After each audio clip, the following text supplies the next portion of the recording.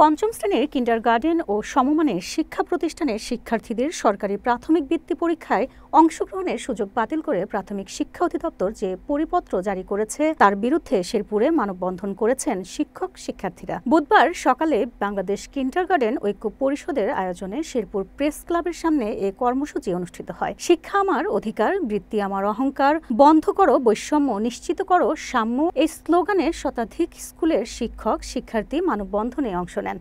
মানববন্ধনে বক্তব্য রাখেন সংগঠনের সভাপতি আবু ইসা মোহাম্মদ শহীদুল ইসলাম, সাধারণ সম্পাদক সরওয়ার জাহান, উপাধ্যক্ষ মোহাম্মদ আরিফুল ইসলাম, উপাধ্যক্ষ M A Aziz Medina, principal Ishrat Sultana প্রমুখ। বক্তারা বলেন, সর্বজনীন শিক্ষা নিশ্চিতে বৃত্তি পরীক্ষায় অংশগ্রহণের সুযোগ সকল শ্রেণীর শিক্ষার্থীদের নিশ্চিত করতে হবে। কিন্ডারগার্টেনের শিক্ষার্থীদের বঞ্চিত করা হলে তা হবে চরম বৈষম্যের প্রকাশ। পরীক্ষায় আমাদের শিক্ষার্থীরা উত্তীর্ণ হয়ে বৃত্তি পেয়েছে পেলেন বন্ধুদের কাছে। আমার প্রশ্ন, কেন এই শিক্ষার্থীদের মধ্যে দুই ভাগ করে বিভক্ত করে বঙ্গবন্ধুর মতো যে কথাটি আমরা বলতে চাই বৈষম্য নিয়ে আমরা কথা ছুড়ালে দেখতে পারি, তাহলে তারা কি চায় যে এই কিন্ডারগার্টেনের মেধাবী শিক্ষার্থীরা